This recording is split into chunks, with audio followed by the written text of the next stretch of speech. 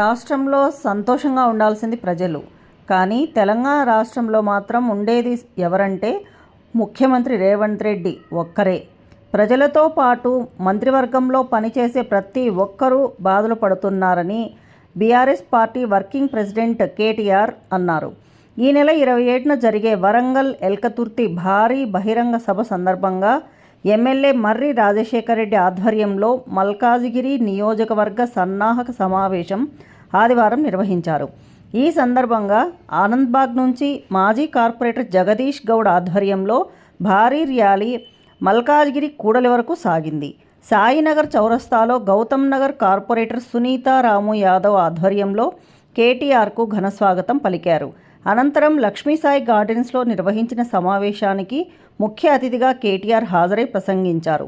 కేసీఆర్ ఇచ్చిన దానికి రెండింతలు ఇస్తానని ప్రజలను మభ్యపెట్టి సీఎం రేవంత్ రెడ్డి మోసం చేశాడని, మల్కాజ్గిరి ఎమ్మెల్యే మర్రి రాజశేఖర్ రెడ్డి నియోజకవర్గంలోని ప్రతి గల్లీ తిరిగి సమస్యలు తీర్చడానికి కృషి చేస్తున్నాడన్నారు. మంచి నాయకుడిని గెలిపించుకుంటే మనకు కూడా మంచి జరుగుతుంది. రేవంత్ రెడ్డి లాంటి మోసగాన్ని గెలిపించుకుంటే తులం బంగారం కాదు కదా, రోల్డ్ గోల్డ్ కూడా రాదన్నారు. బీజేపీ కాంగ్రెస్కి కర్రు కాల్చి వాత పెట్టాలని ఆయన అన్నారు.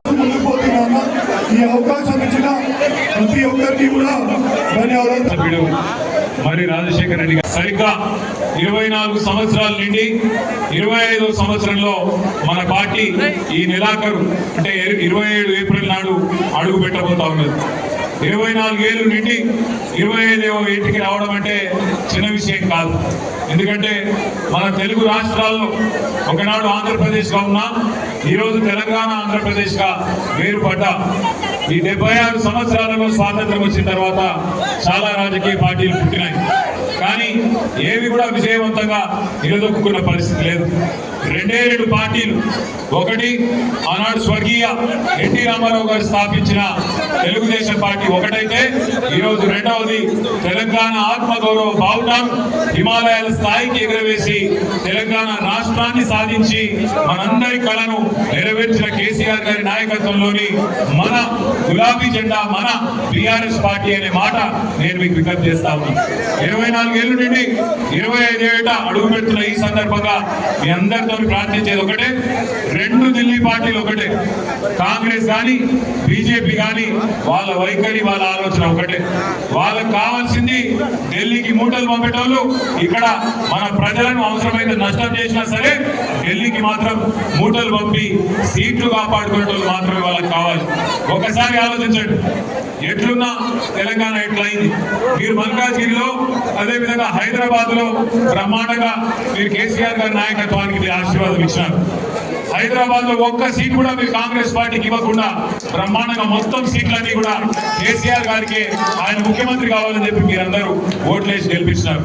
మనం 16 సీట్లు హైదరాబాద్లో గెలుచుకున్నా దురదృష్టవశాత్తు మరి జిల్లాలలో ఏదైతే వీళ్ళు అత్యాశ పెట్టినారు, కేసీఆర్ గారు ₹1,00,000 ఇస్తే నేను దాని మీదకి వెళ్ళి తులం బంగారం ఇస్తా అని, కేసీఆర్ 10,000 ఇస్తే నేను 15,000 ఇస్తానని, కేసీఆర్ 2,000 పెన్షన్ ఇస్తే నేను 4,000 పెన్షన్ ఇస్తానని ఏదైతే మాయ మాటలు చెప్పినారో ఆ మాయ మాటలకు ఇవాళ మోసం జరిగి ఇవాళ రాష్ట్రం మొత్తంలో అందరూ బాధపడతా ఉన్నారు.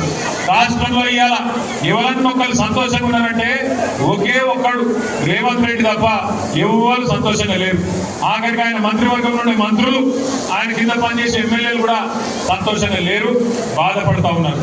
అందుకే నేను మిమ్మల్ని అందరినీ కోరేది ఒకటే, ఒకసారి మోసపోతే ఒక వ్యక్తి చేతిలో ఒకసారి మోసపోతే తప్పు మనదైతుంది, వాళ్ళదైతుంది.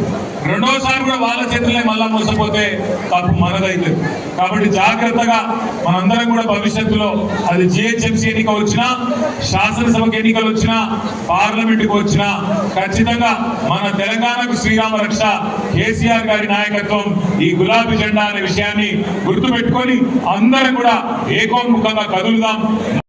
Please like, share and subscribe.